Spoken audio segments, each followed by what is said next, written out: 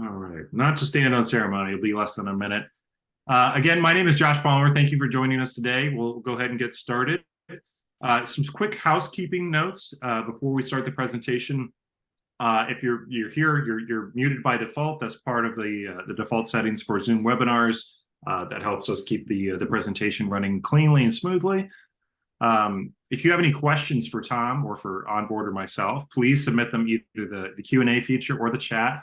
I will be in the background monitoring both, and I can answer any questions you have, whether this session will be sent on demand, it will. Whether we will send the slide deck, we will.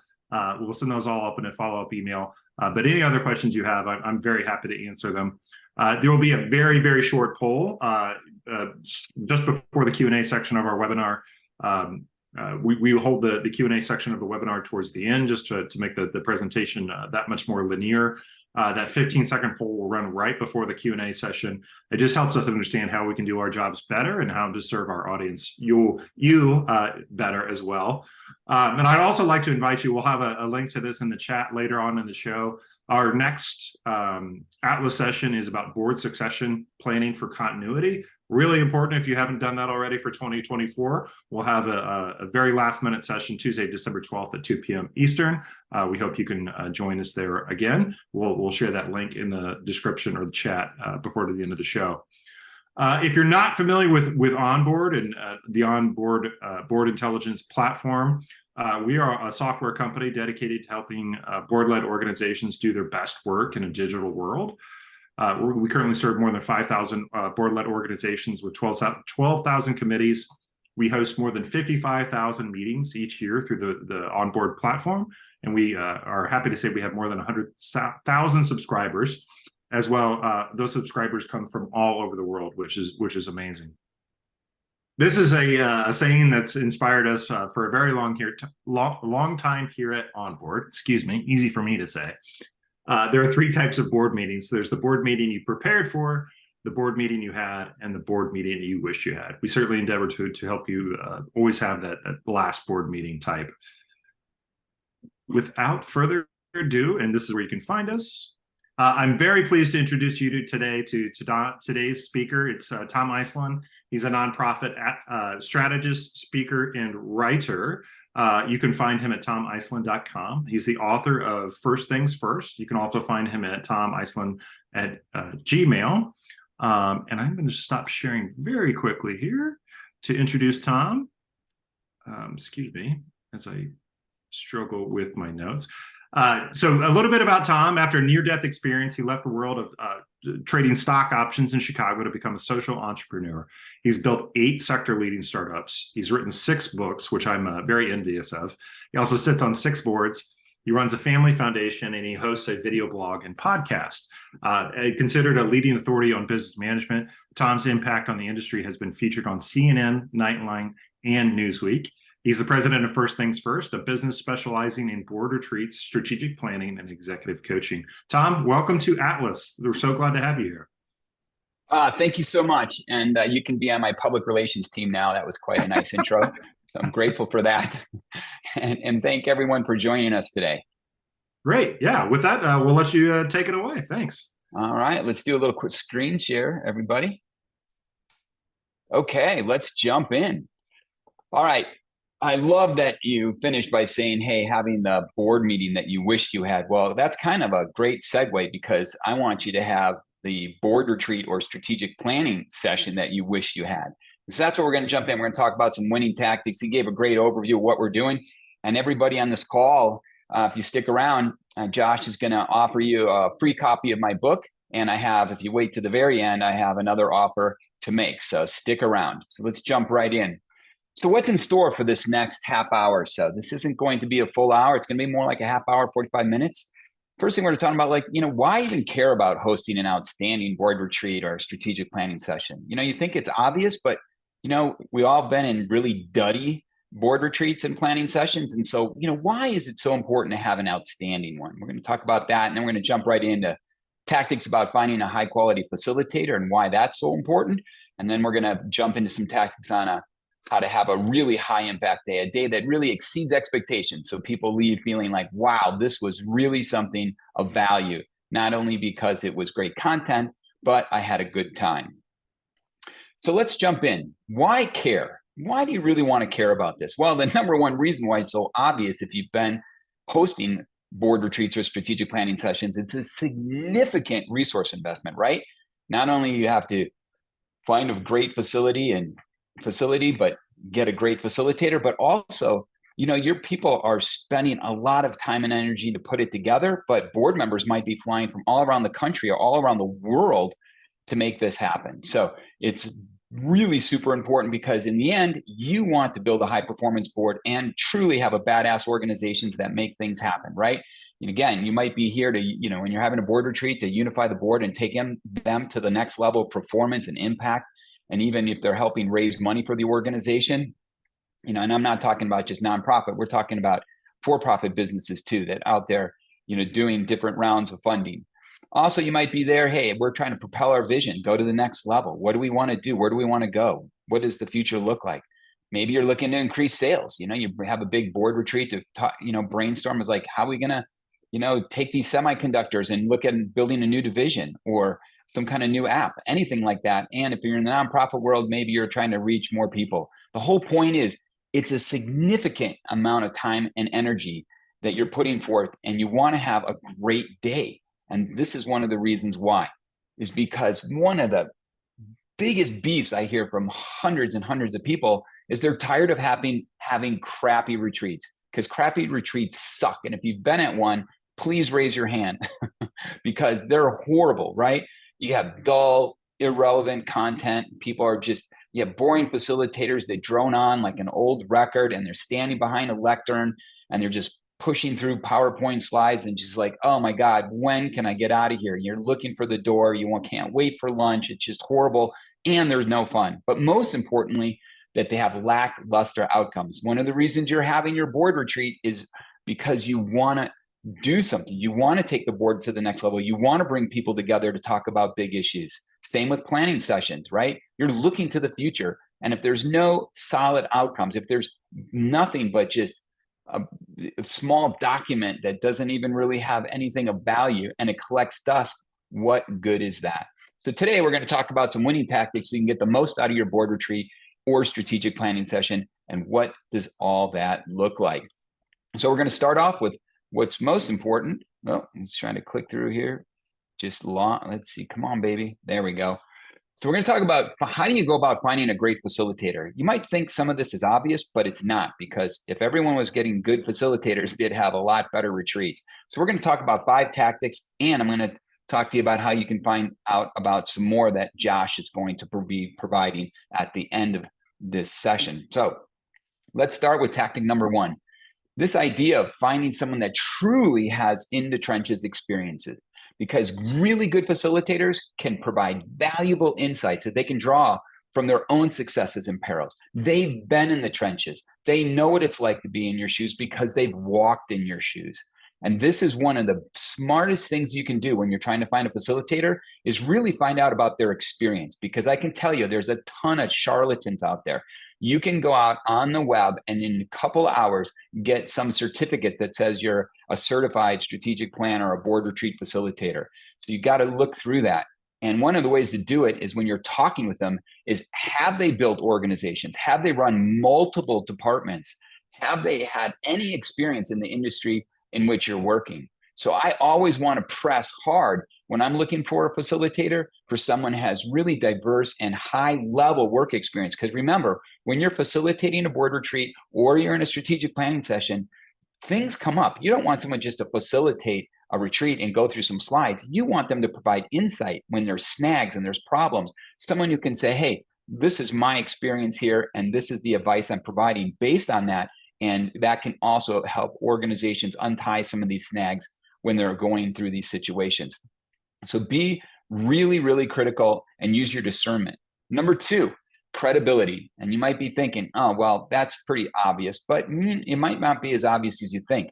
Because a lot of people, when they're looking for great facilitators, they're just like, hey, let's check out, their client list and a couple of references. Well, it's much deeper than that. If you really want to find a great facilitator, you want to find someone who's considered a trusted authority, someone who's considered a true expert, because they can provide those insights. based on their experiences, their successes, and their perils. So one of the things I like to do is that you want some written testimonials, that's good, but look for video testimonials. These people should have dozens of people of written and video testimonials. People who say, hey, this person's credible for these reasons. We had the best day ever, and this is why.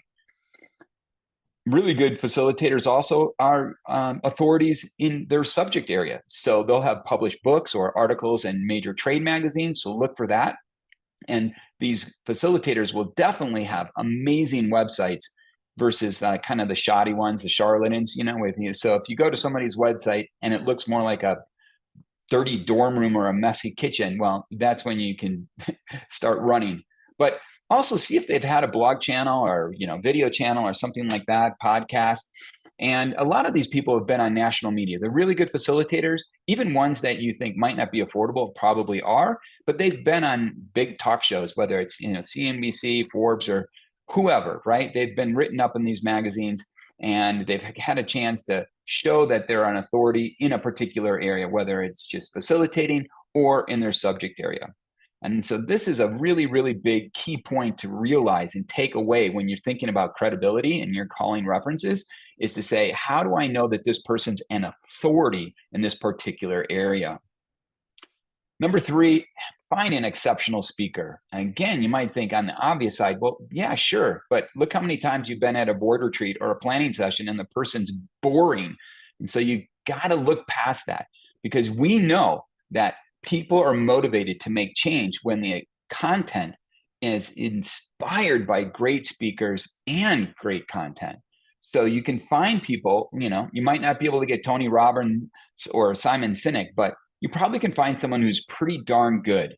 And you want to find out when you're on the phone with these people, ask them to tell you a story about, an event that you had or an experience they've gone through that might relate to what you're doing.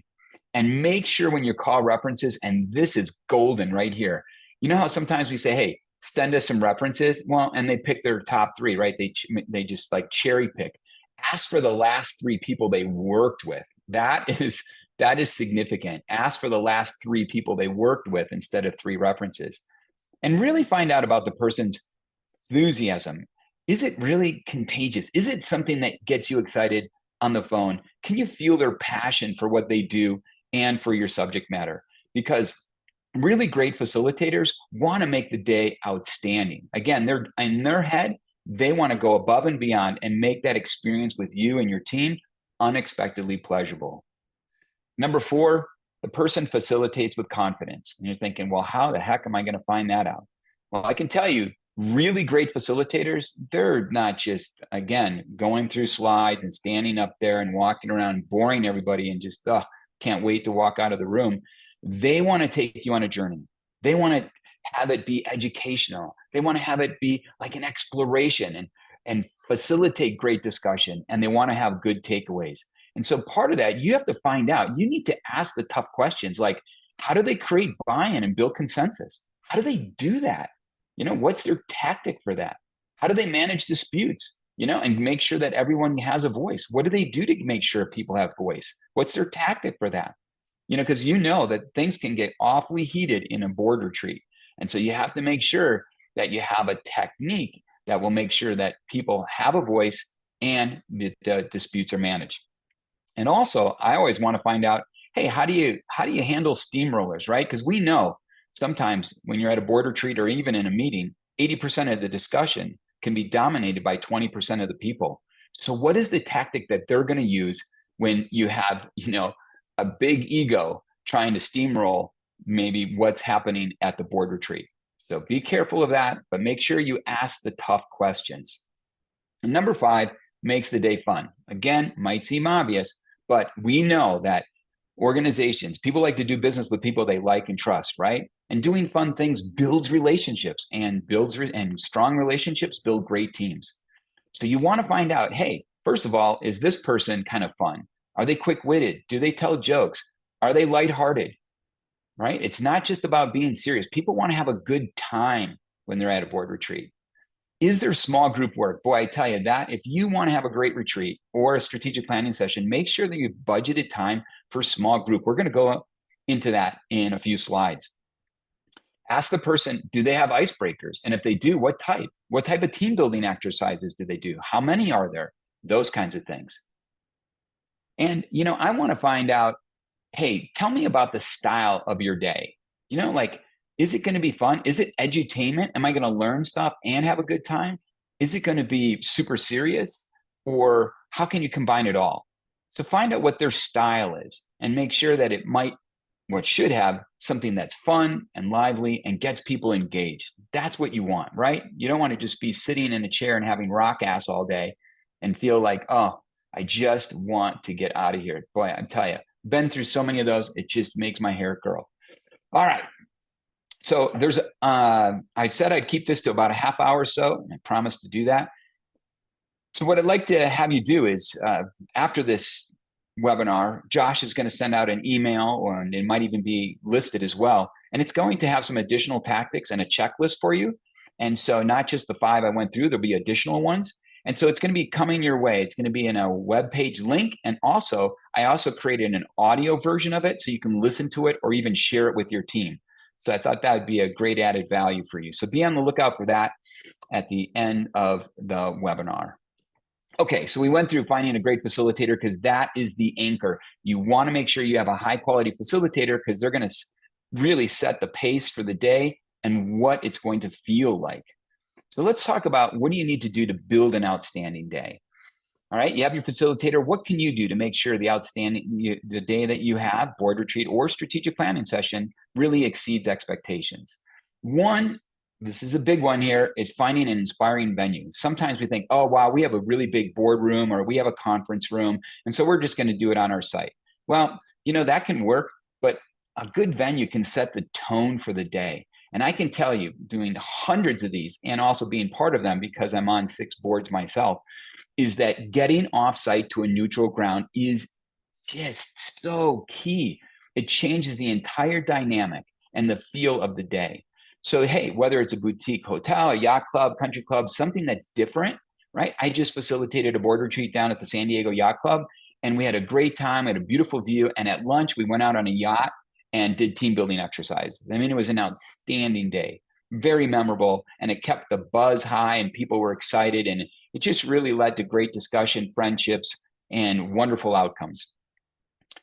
2 would be like thinking spacious. If you want to don't be in a box in some small hotel room. You want to make sure that you have maybe a great view. So, big windows and bright skies, all those kinds of things make a big difference.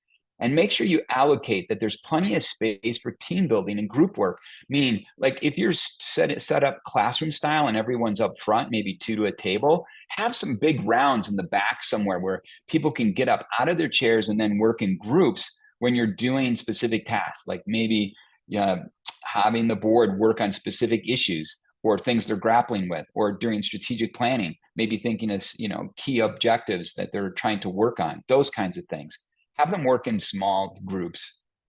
And if you're looking for a venue and you're kind of stuck on it, hey, reach out to some of your board members. You might be surprised. These people all have connections, and they might have a connection to a yacht club or a country club or some venue that would just really make it special. All right. Tactic number 2, prepare the board.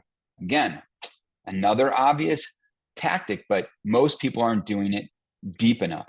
And why you want to do this is because if you have people coming really prepared, and I don't mean just like, oh, read a couple of pages, have them have some heavy lifting. Send out a survey, have them read a document and ask specific questions about it, and have them fill out specific answers to those questions and come prepared. You will find that your board retreats and planning sessions are much, much more valuable and higher impact. It will save a bunch of time at the retreat. But the biggest thing is if you make people do too much heavy lifting at the retreat, I can tell you they're going to be tired and burn out, and it will squelch creativity, enthusiasm. So have them do more heavy lifting up front and then come and have a great day, but also a day in the sense where they can really focus on strategy than doing all these small things. Like, let me give you an example. I mean, if you've ever been to a strategic planning session where you've spent like 4 hours wordsmithing a mission statement or something like that, it's just so boring and big waste of time. Or doing SWOT analysis, All that stuff can be done ahead of time and save hours and hours of work when you're at the retreat or planning session. Number 3, address the elephants. I tell you, this is one thing that people don't do, and then it pops up and it causes all this drama at the board retreat or the planning session. You want to make sure you're encouraging people to do what's right, not what's convenient or easy. And you need to get people talking about these sensitive subjects. Maybe there's tension between the CEO and the board chair. That stuff, if you bring it to light early on in the retreat and you deal with it and you have a great facilitator who can help manage that, it will propel the retreat to a whole new level. And there could be other issues too. Maybe you're thinking about expanding or scaling or, doing a new funding round, something like that. But some of these things can cause a lot of tension with boards. But if you bring them to light early on, then you can put it past you and everyone can take a big sigh of relief, get the elephant out of the room and start working on the issues you want to be working on. So, and then last is be prepared for these emotional flare-ups. They're going to happen. And this is one of the things you want to ask your facilitator about is, hey, if things explode, how are you going to handle this? Because let me tell you, our board chair and our CEO hate each other, and that stuff does happen.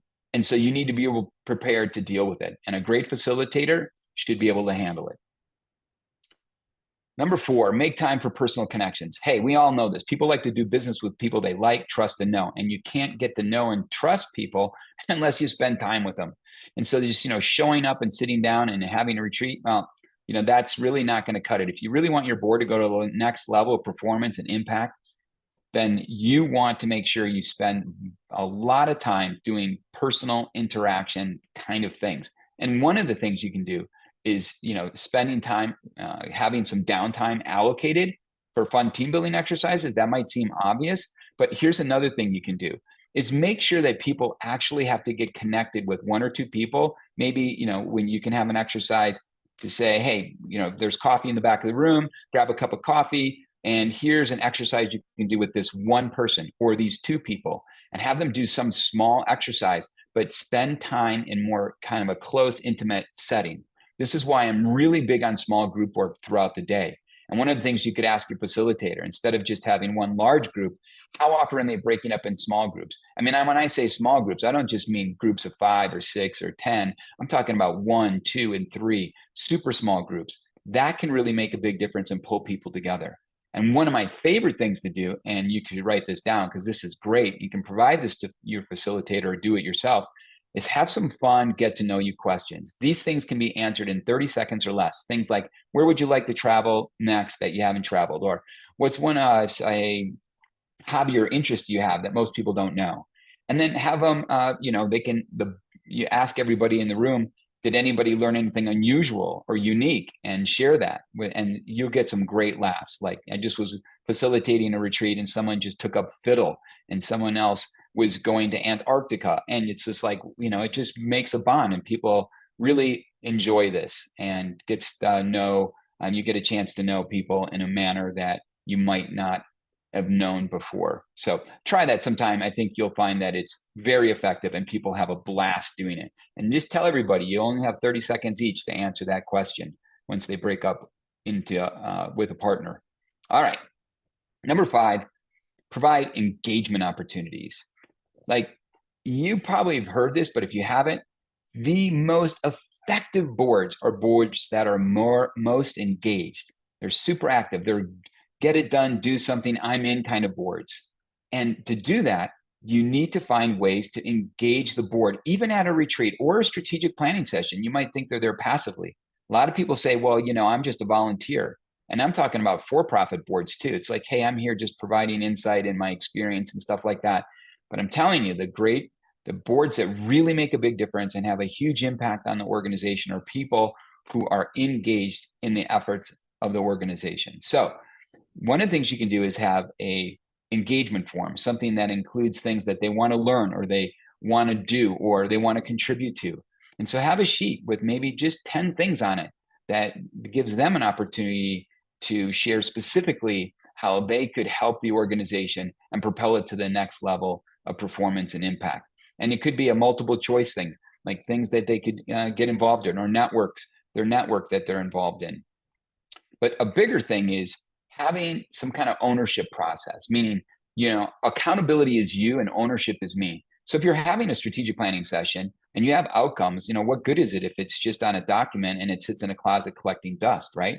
So you want to have a way for people to have ownership so you can ensure the accountability that things that took place are actually going to get done once the strategic planning session is over. So having those two things, some kind of an engagement form and an ownership process, boom, those are just golden. And it takes maybe a little work for the ownership process, like an accountability policy or something that this is what people, if they're going to sign up to do something, that this is how we're going to hold them accountable with deliverables and timelines and things like that. And you might think you're putting a burden on the board, but I can tell you in the end, once it's part of the culture of the board and people are doing this, then people don't even think twice about it. So like the hiring a great facilitator, the tactics we just went over, this is very similar. I have another dozen or so of these that are in a list that Josh has, and it will also be sent to you as well as a audio link so you can listen to it or share it with your team. So I hope you take Josh up on that, but I think Josh is going to push that out to everybody at the end of this webinar. Now, takeaways, pretty significant here.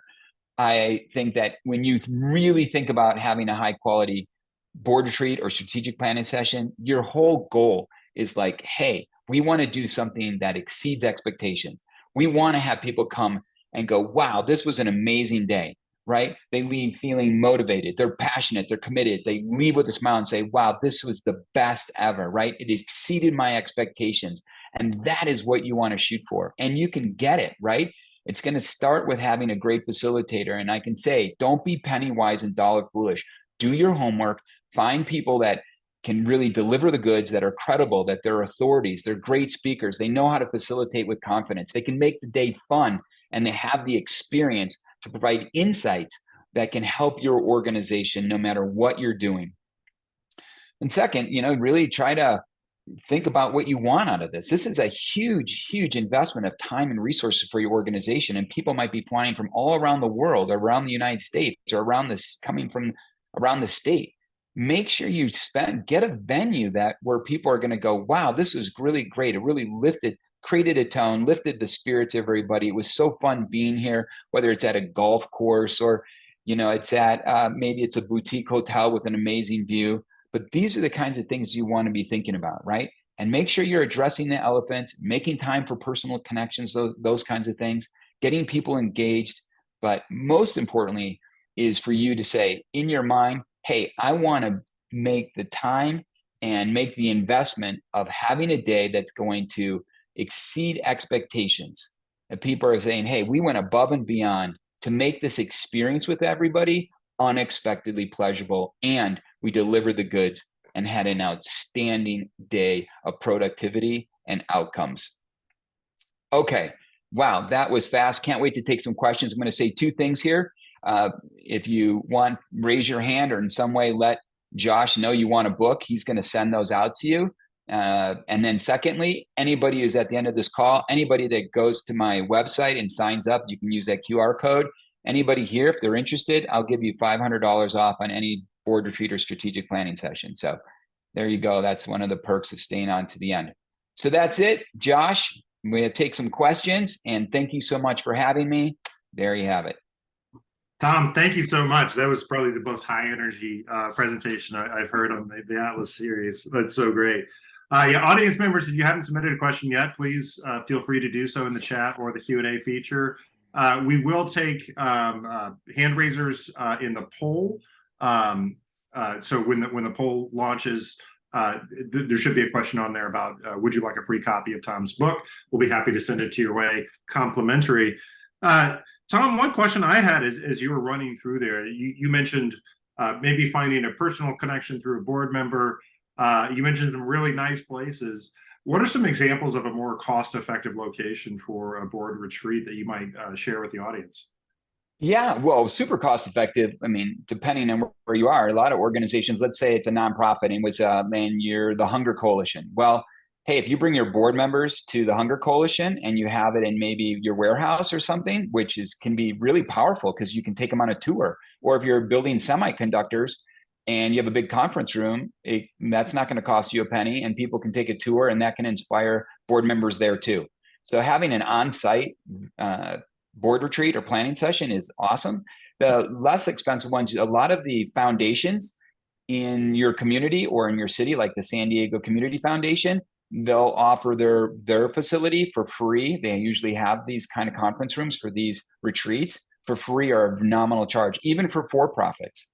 So you can look at those are great choices, actually. So those are a couple. And also major corporations. Let's say you're a small or mid-sized corporation or a nonprofit. Some major corporations, like I just facilitated a retreat at Cox Communications in San Diego, and they had an amazing facility, like amazing. And they actually allow nonprofits to come there too. So, just think, that's why asking your board members, they might have an idea from their network. Yeah, I remember this was a couple lifetimes ago, but a annual planning session / retreat at one of my colleagues' father's hobby farm. He had a pumpkin farm. Right. So we all went out to a pumpkin farm, collected, it was in the fall, so we collected pumpkins, we carved pumpkins as a team building exercise. I don't remember the business outcomes, but it was a memorable retreat for sure. So another question I had was, what is the right size for a retreat? Should it be the full board, all committees, all non-executive board members? Oh, yeah. Nice question. Yeah. It's a really good question. That's a depends question, right?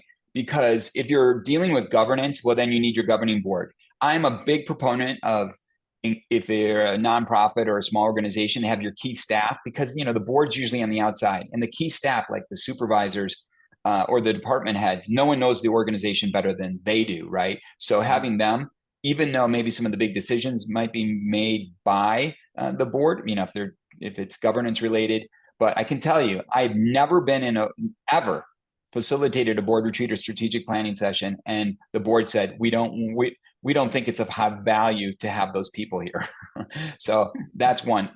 When you say having the committees, so if you're a large organization where you might have multiple committees and they're big, that's a different issue. So you have to think, well, what kind of, if it's a board retreat, well, then it probably doesn't need the committees. But if it's strategic planning, but then, it depends on what the role is. Usually a committee chair would be the person that would attend, right? Representing the committee.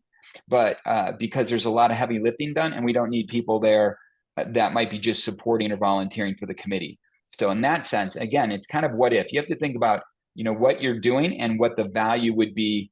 Is it great added value to have those people, or would it be added deterrent? Because sometimes too many people in the kitchen, right, just creates a big mess. Yeah, and especially with the board meetings and board retreats are all finite amounts of time. Then Madeline asked a good question, and this kind of is centered around your slide about bringing up sensitive issues during the board retreat. Oh yeah, just perked up there because I said I was curious. You certainly want to address the elephant in the room, or if there's any kind of conflict or interpersonal connection there. But for you, in your experience leading these retreats, what is kind of an out of bounds? Don't bring that to the board retreat, or we won't address that in this session. What are some things you recommend against bringing to the board retreat in terms of topics or personal interaction? Yeah. So usually a great facilitator will vet this stuff out ahead of time. They'll ask, what is there, what kind of drama is on the board? And so either is it something that you can manage? Is it manageable? And it's something that we should bring up, or is it something that's being dealt with in the background, or should we deal with it in the background? Right. So, but a lot of times, depending on what the situation is, as a facilitator, I want to bring it to the forefront because it's something that is important for remember, it's not about people, it's about the organization, right? People run the organization, and that's important because you might have founder syndrome going on. You might have a really high ego CEO, right? That's trying to drive, steamroll everything. And what good is if you have a board retreat and we're just going to let that happen and everyone just cowers and doesn't say anything because they don't have a voice and the person's just dominating everything. So if you know that might happen, then that is something you can deal with ahead of time, or even there, right? So it's again, that's kind of a what if, and I hope I answered that kind of a little bit more with more clarity. But sorry. Yeah. No, that's great, and I think that's obviously a great example too of the kind of the benefit of having a third party there is that you could be the neutral person that addresses the issue, and it's not so much this interpersonal thing. So that's great. Tom, you also mentioned kind of making sure that there's great outcomes, and one thing that I've taken note of in the annual planning sessions that I've been a part of is if and when you ask the participants what they expect to get out of the meeting ahead of time, and then revisit that question at the end of the retreat, you're most likely not only bookends the process, but just addressing those potential outcomes or those desired outcomes really helps the flow of the meeting. Because I might be coming saying, oh, I really want to figure out my human resources issues. You may join and say, we're really pursuing growth next year. Do you recommend that people, like you said, a survey, but do you recommend people kind of define those expected outcomes ahead of time? Yeah, that's two different things. That's great. One is in the survey, I'm just saying in my survey, and you could do it in your survey, but when I'm facilitating, I say, hey, for this day to be a success for you, what would you like to see happen in the end? What outcomes would you like to see? Right. So that's from a survey point. So there might be, and it depends, because for a strategic planning session, that'd be one thing. For a board retreat, that's another, and a meeting's even another from that. Right. And then, of course, people already know what will be like. When I have a board retreat, I just don't walk in, right? People already have kind of an agenda and what those outcomes might be. And so that helps. Same with the strategic planning session. Like, what are we doing? Like, are we doing a short-term strategic vision? Are we doing visioning? Are we going to retool our mission and vision? Are we going to retool our, is our passion toward more programming? So there's, people kind of, or expansion or scaling back or succession planning. So there's all these topics that might pop up. And so, yeah, having an expectation, because you don't want anybody to come to a day like that and feel like, hey, I spent the whole day and we didn't even discuss what was most important, right? So to kind of bookend it, so a good facilitator will make sure that everything that should be addressed, that everyone's hoping to be addressed, is addressed ahead of time, meaning this is what we want. This is going to be covered in the board retreat and in the strategic planning session. What is the general expectation of what we're going to be doing here? Like, a big one is, we're going to be spending 4.5 hours wordsmithing a vision statement or something silly like that? Or are we going to really get in and grind and talk about the future of this organization? Because that's why we're here. What do you think is the most successful? Is it over 2 days, over a day and a half, or is it just depending? Oh, that's a really good question. Great job. So that's it depends too, because some organizations, like, you look at a giant organization that has multiple divisions over, like, throughout the country. Well, a strategic planning there can take a long time because you're dealing with big divisions with a lot of people, right? But a small organization that might have a board of 15 and a staff of 20, and a budget of a couple $1 million. You can do a strategic planning session or a board retreat in a day easily. Board retreats typically can be a day, more or less, if they're really effective. This is why I'm a big proponent, like you just said, the question before, is establishing the expectations of what we're going to be accomplishing, instead of just like, okay, because a great one I just facilitated was PERC. It's this national organization for the natural gas industry. It's a nonprofit, big association. And, they wanted a 2-day retreat. Part of it was for their own governance, but they said, hey, how much time do you need? And I said, well, I only need a day for what we had set up for helping how can we get the board more engaged to take it, and these committees to go to the next level of performance and impact, and have a vision, short-term vision for what we want to do. And they're like, you can do that in a day? I'm like, yeah, I can do that in a day. And it's because, right, we did a lot of pre-work. What I was talking about before, this pre-work. So they had reading, they had assignments, we did surveys, and we did that ahead of time. So when we came in, people had their sleeves rolled up and were ready and prepared. And it made a huge difference. But yeah, sometimes you might need a few more days or a week, depending on how you're collecting data. But in the end, if you're organized and prepared, a day is usually more than enough. If you have a great facilitator, maybe 2, but usually 1. Yeah, it reminds me of the old quote from Abraham Lincoln: "Give me 6 hours to chop down a tree, and I'll spend 5 hours sharpening the axe." Right? Exactly. Got a great question from Greg. Greg, thanks for your comment here. He says, Tom, our board seems to have a wide range of viewpoints every year about the degree to which topics should be, quote, defined and just activating the board to get engaged versus open-ended and engaging the board on strategy. Basically, Tom says, or Greg says, my apologies. We have one crew who wants whiteboards and brainstorming, and another group that rolls their eyes at that. Any thoughts on how to address kind of both sides of that divide of we want really well-defined strategy versus we want to do some brainstorming and kind of blue sky thinking? Yeah. Okay, great. Well, I think that's, again, the expectation of how. That's a very, very good question. And thanks for bringing that up, Greg, because if it's really like the outcomes, what are we looking for this day? Is it because you mentioned engagement? I mean, what should it mean to be part of this board, right? It's not just so like, how do we go through that? I mean, what does it mean? What's the culture of the board? And going through that kind of part of a day, or brainstorming, when also now we're going to be talking about kind of visioning where we want to take the board versus take the organization. I think he was talking about the board. I'm not sure, but if it doesn't matter. The whole point is what I heard there is clearly defining what we want to be working on. If is it a board retreat to help take the board to the next level? Is it a board retreat that we're going to do some visioning or some strategic planning or refining what we're doing or talking about what we're, just kind of recapping the year? And I think that part of that is setting the agenda and having people buy into that, because you said, like, well, if half the people want to just do visioning and half of the people want to do something that's practical, well, that's an issue you need to resolve, right? Because then people are just going to be, like you said, they're going to be rolling their eyes like, why the hell we're doing this? And it's going to be boring. Versus if the expectation was, well, we'll spend half the day on practical stuff and we're going to spend half the day in visioning, then, hey, well, then the expectation is set.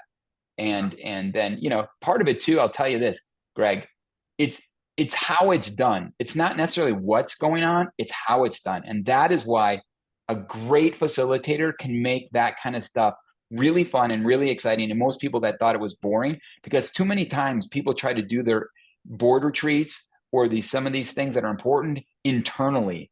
And that causes its own dynamic. This is why it's like being penny wise and dollar foolish. Go out of a house, find someone who's amazing, and make the day a great day. And exceed everybody's expectations. That is why I had so much emphasis on finding a great facilitator, because there's some really great people out there. That's awesome. Cool. Well, Tom, if you'll drop your share screen, I'm going to go ahead and we'll run the poll so people can raise their hand for their books. That we'll share with you. We'll get those. And I'm going to make another selfless plug. Anybody who comes to my website, QR codes that, or goes to tomiceland.com, you want a great facilitator and a great retreat, I'll give you $500 off. I love it. Cool. Yeah, I'm just going to share some notes on the next session here. Oh, this is always a traumatic experience trying to share screen. All right. All right. I would also love to, we just launched a great new podcast from Onboard. It's called Inside the Boardroom. It's available on all major podcast platforms. Speaking of shameless plugs, Tom, I might put Tom on the spot and invite him to be a guest on season 2. We just dropped season 1 yesterday. You can find it on onboardmeetings.com or anywhere you consume podcasts. And then I'm very, very excited to be able to share with you our last Atlas Leadership Series webinar of the year, taking 2023 to the end with board succession planning for continuity. We're going to be joined by NACD DC Director Stuart R. Levine. He's joined us on a number of different webinar sessions already. He's going to be hosting a panel that features Sheila Huda and Jim Grogan, both of which who are very well experienced corporate directors with a lot of experience. So if you'd like to join us for that, we're dropping a link in the chat, I believe. Yes, we got that there. And with that, any closing thoughts, Tom, as far as hosting? Well, thank you again for having me. And I get excited about this because I really care that nonprofits and for-profits really have great opportunities at their board retreats and strategic planning sessions, and they shouldn't be penny wise and dollar foolish. I really hope that people, I hope you have a way to send out those links, not only for the additional tactics for finding a great facilitator, but also to have a great board retreat and the audio links. I think you have all that to send out. And I just really appreciate everyone's time that they took an hour out of their day to try to learn something so they can exceed expectations and not have boring retreats and planning sessions anymore, and really do something where people go, wow, I am so glad that I came and today. Awesome. Well, Tom, we're honored to have you. Thank you again for sharing your point of view. As someone who looks forward to annual planning, I know that I geek out on those things, but I some great thoughts here for the audience. So really appreciate it, and have a great afternoon, everybody. Thank you. Thank you.